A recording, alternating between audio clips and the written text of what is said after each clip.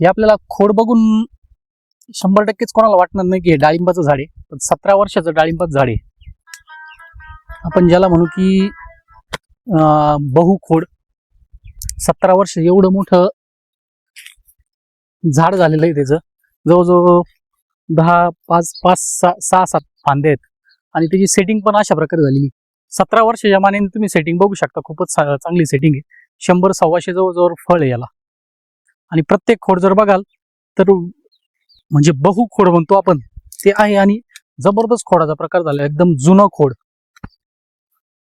जे आपल्या डाळिंब म्हणून सुद्धा ओळखायला येणार नाही जर खोड जर बघितलं तर.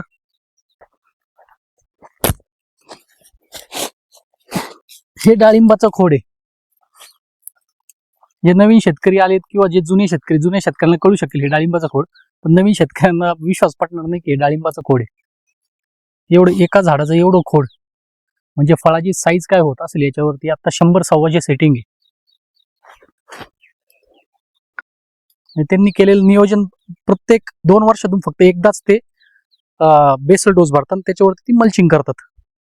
असं जबरदस्त नियोजन करून 17 वर्ष प्लॉट टिकवलाय. जे शेतकऱ्याची खरंच कमाल आहे.